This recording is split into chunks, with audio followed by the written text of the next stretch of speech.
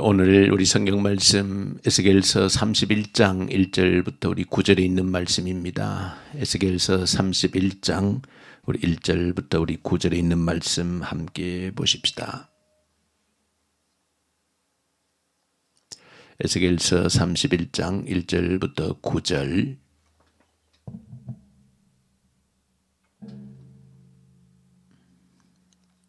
같이 보십시다. 11째 해 셋째 달 초하루에 여호와의 말씀이 내게 임하여 이르시되 인자야 너는 애굽의 바로 왕과 그 무리에게 이르기를 내 큰 위엄을 누구에게 비하랴. 볼지어다 아수르 사람은 가지가 아름답고 그늘은 숲의 그늘 같으며 키가 크고 꼭대기가 구름에 닿은 레바논 백항목이었느니라. 물들이 그것을 기르며 깊은 물이 그것을 자라게 하며 강들이 그 심어진 곳을 둘러 흐르며 뚝의 물이 들의 모든 나무에까지 미치매 그 나무가 물이 많으므로 키가 들의 모든 나무보다 크며 굵은 가지가 번성하며 가는 가지가 길게 뻗어 나갔고 공중의 모든 새가 그 큰 가지에 깃들이며 들의 모든 짐승이 그 가는 가지 밑에 새끼를 낳으며 모든 큰 나라가 그 그늘 아래에 거주하였느니라. 그 뿌리가 큰 물가에 있으므로 그 나무가 크고 가지가 길어 모양이 아름다우매 하나님의 동산의 백항목이 능히 그를 가리지 못하며 잣나무가 그 굵은 가지만 못하며 단풍나무가 그 가는 가지만 못하며 하나님의 동산의 어떤 나무도 그 아름다운 모양과 같지 못하였도다. 내가 그 가지를 많게 하여 모양이 아름답게 하였더니 하나님의 동산 에덴에 있는 모든 나무가 다 시기하였느니라. 아멘. 오늘 우리 에스겔서 우리 31장에 있는 말씀을 함께 우리 읽었습니다. 에스겔서 31장은 계속해서 그 이집트에 대한 심판을 다루고 있습니다. 본문에 보시면 이집트에 대한 심판을 다루시는데 그 이집트를 아시리아 성경에 나오는 아수르 그 제국과 비교해서 심판에 대한 그 이유를 설명하고 있는 본문이 오늘 에스겔 31장에 있는 본문입니다. 그래서 그 아수르가 하나님의 심판을 받은 이유가 어디 있는가? 말씀드린 것처럼 이집트는 약 1500년 동안 계속되어 오고 있는 세상의 중심 제국이었고 거기에 비해서 사실 아수르는 이사야서 10장에 보시면 하나님께서 그 아수르라고 하는 나라를 어떻게 다루었는가 하는 것을 아주 직접적으로 표현을 해주고 있는 내용이 이사야서 10장에 기록이 되어져 있습니다. 하나님께서 하나님의 진노의 막대기로 사용하시기 위해서 누구를 아수르를 하나님의 몽둥이로 그렇게 세웠다는 것입니다. 그 하나님의 몽둥이로 하나님께서 세우셨는데 그래서 실제적으로 북이스라엘을 그 아수르의 손으로 심판하셨던 것을 역사적으로 증거를 해주고 있습니다.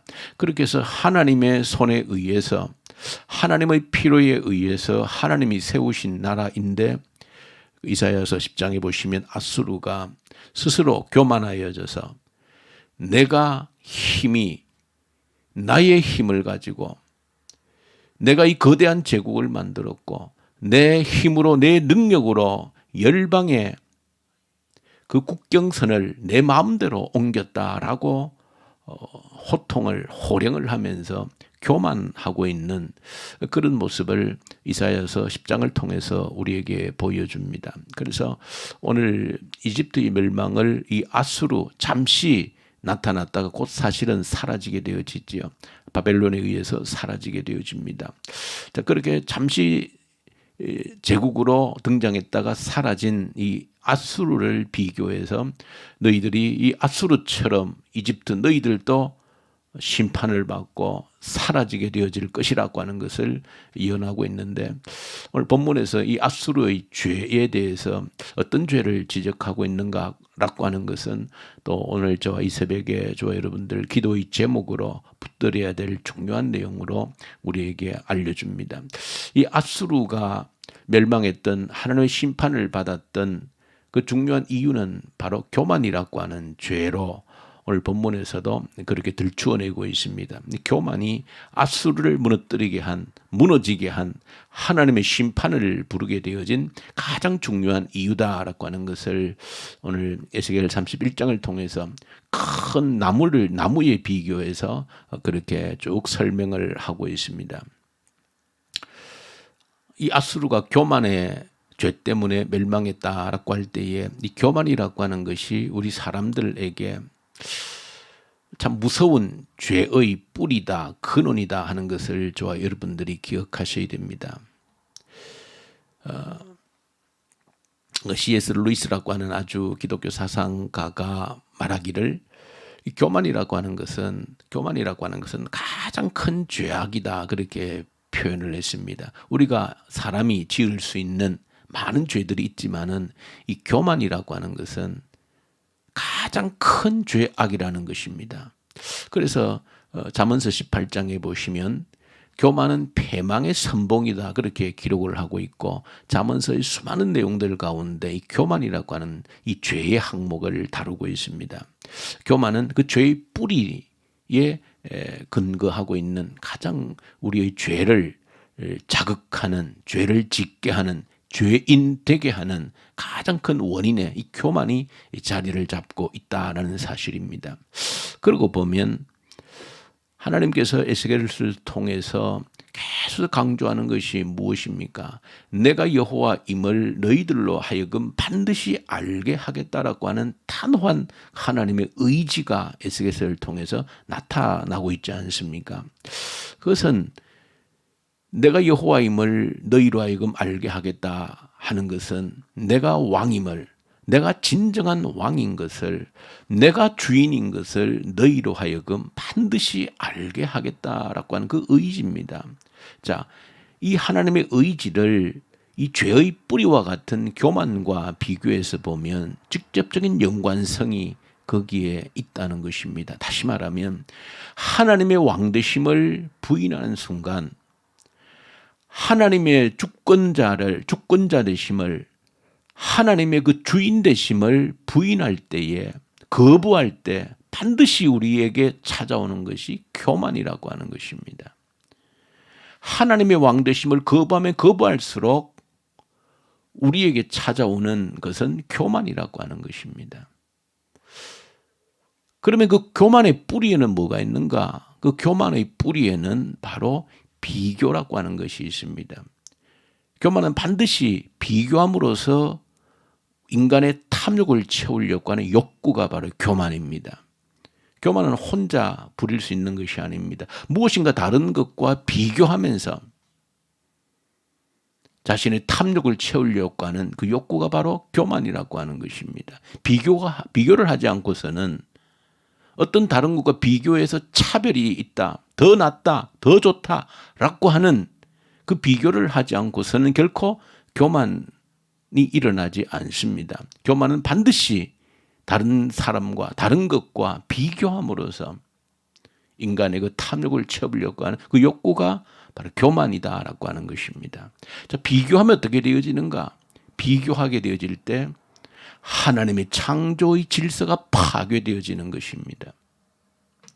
비교하게 되어지면 하나님의 창조의 질서, 창조의 조화가 깨어지는 것입니다.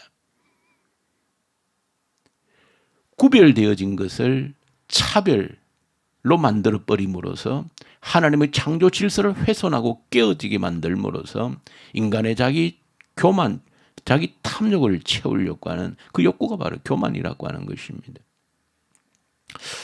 그 사실은 가만히 우리가 들여다보면 에덴 동산에서 사탄이 최초로 아담과 하와를 유혹할 때 부추긴 것이 사실 교만인 겁니다. 그러므로 에덴 동산에 사탄이 그 아담과 하와에게 찾아와서 부추긴 것이 무엇인가? 교만입니다. 창조의 질서를 깨뜨리는 겁니다. 창조의 조화를 깨뜨리는 겁니다. 그 창조의 조화, 서로 다름, 구별을 교모하게 사탄이 조장해서 그 질서를 깨뜨리려고 하는 것이 그 사탄의 숨은 탐욕이다. 그래서 뭐라고 그럽니까? 너도 하나님처럼 되어질 수 있다는 것입니다. 너도 하나님의 자리에 올라갈 수 있다는 것입니다. 그러니까 그 창조의 질서를, 조화를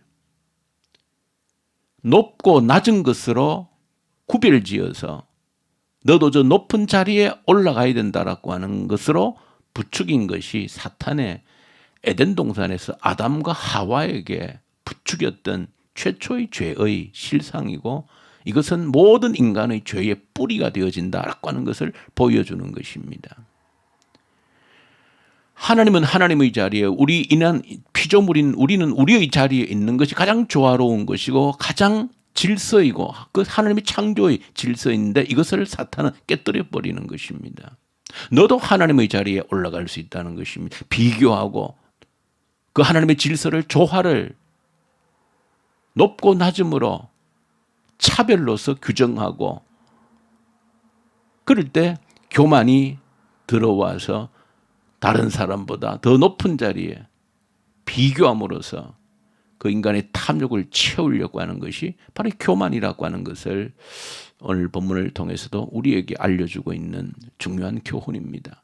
저 여러분들, 하나님의 왕되심을 거부하게 되어지면 결국 하나님의 그 창조 질서를 깨고 훼손하는 자가 되어져서, 그것이 바로 교만이라고 하는 것으로 우리의 삶을 훼손하고 엉망으로 만들어버리는, 우리 모든 하나님의 조화로운 창조의 질서를 깨뜨림으로 말미암아서 이 세상을 그야말로 참혹한 지옥으로 만드는 근본 이유가 바로 여기에 있다라고 하는 사실을 저 여러분들이 아셔야 되는 것이지요. 이것은 우리가 살아가면서도 너무나도 피부로 잘 알고, 지금도 이 교만 때문에 우리가 고통스러워하고 있다는 것을 아셔야 되는 것이죠. 우리는 너무나도 잘 살고 있지만은 너무나도 고통스럽다는 비명을 지르고 있지 않습니까? 몇십 년 전보다 몇백 배 잘 살고 있지만, 풍요롭게 살고 있지만 훨씬 더 고통스럽다라고 부르짖는 이유가 어디 있습니까? 바로 교만 때문에 그렇습니다. 절대적인 빈곤이 아니고 이 상대적인 빈곤이라고 하는 것이 바로 비교함으로써 다른 사람보다 못하다는 것입니다. 그러므로 우리 스스로가 이 세상을 하나님의 창조의 질서를 깨뜨림으로써 지옥으로 만들어버리는, 그 속에서 고통하고 있는 우리의 모습을 볼 수 있어야 된다. 그러므로 하나님께서 왜 그렇게 하나님의 하나님 되심을 반드시 인정하도록 하시는가?